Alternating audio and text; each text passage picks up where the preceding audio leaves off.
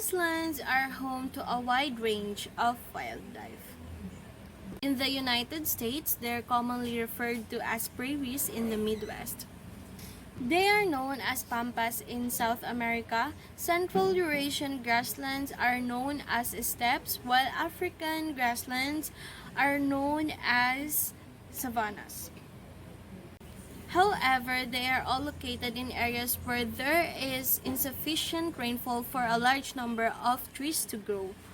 Instead, these lands are covered in grasses and grass-like plants with growing points near the surface that can continue to grow even after being nibbled on by animals. These grasses can sustain large herds of grazing animals including zebra, antelope, and bison. Before I continue, what is grazing? Grazing is a form of animal husbandry kung saan pinahihintulutan ang pag-aalaga ng hayop na kumain ng ligaw na halaman o damo sa labas upang gawing meat, milk, wool, and other animal products which I will discuss later, mostly on lands that is unsuitable for arable farming. They are home to many familiar and interesting herding animals such as zebras and antelopes, as well as predators that prey on them like lions and cheetahs. Fire and grazing are two factors in prairie maintenance. Grazing animals play an important role in ecosystem maintenance by stimulating plant growth. This allows biological activity and nutrients exchanges to occur. Ruminants are the mammals that can digest cellulose from plants and chew the cud.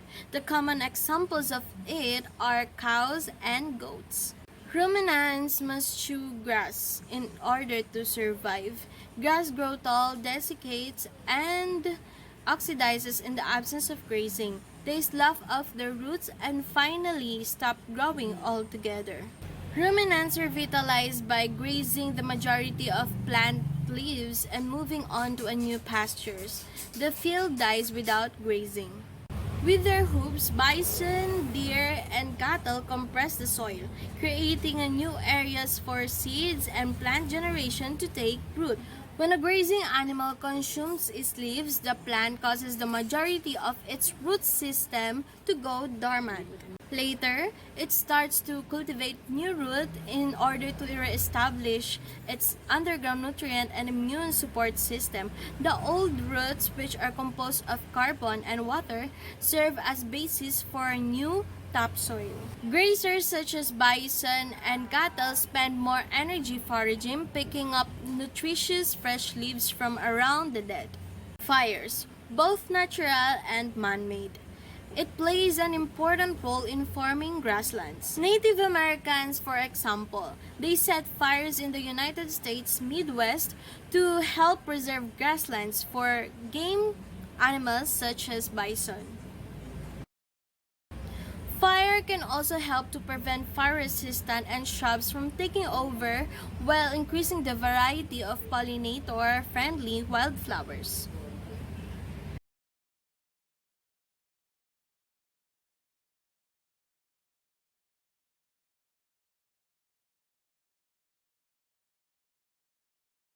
It warms the soil and reduces the amount of leaf litter that accumulates each year, allowing more sunlight to penetrate.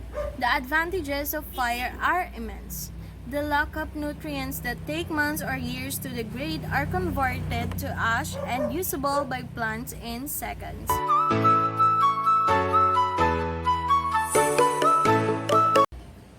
Grasslands provide the feed days for grazing livestock and thus a variety of high-quality foods, but such livestock also provides fertilizer, transportation, traction, fiber, and leather. Grasslands also have essential resources and functions such as water catchment, biodiversity reserves, cultural, and recreational needs, the ability to act as a carbon sink to minimize greenhouse gas emission.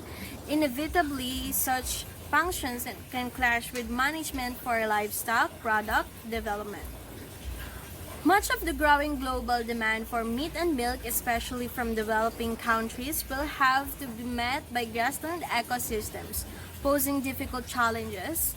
Increased meat and milk production usually necessitates increased metabolized energy consumption and thus increased voluntary intake and digestibility of grazing animals' diets. Mangangailangan ito ng isang mas laganap at matagumpay na introduction of better management.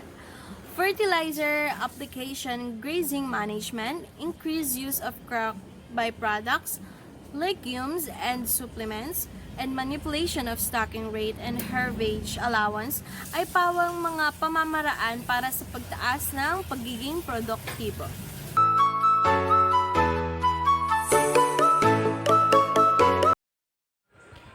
Areas of utilization are the following.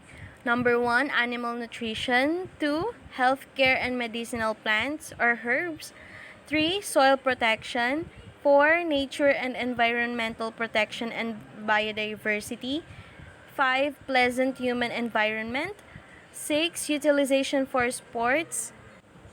7 is energetics. And last is business profitability. This diagram presents the areas of grass utilization. First is animal nutrition.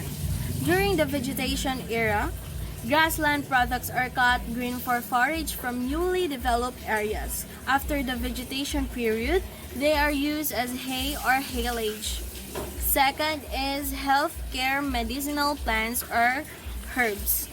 Herbs and medicinal plants harvested from meadows and pasture lands are still used in Hungary in a traditional and distinctive manner.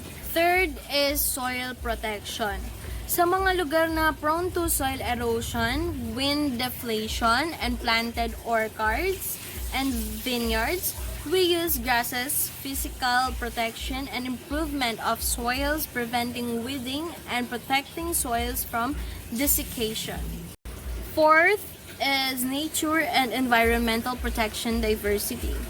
Grasses are preserved and cared for to ensure that animals that use them as breeding grounds will continue to survive. Fifth is pleasant human environment. A particular use of grass may be the provision of human aesthetics. Number 6, utilization for sports. It is one of the wide variety of uses for creating friendly human environments, but due to its functional specialization, it is exceptional. It's worth nothing separately. 7, energetics. To the best of our knowledge, energy grass is a novelty on its way to a specific profession that has the potential to turn our previous similar ideas on the potential of grassland use. Number 8, business profitability. Profitability can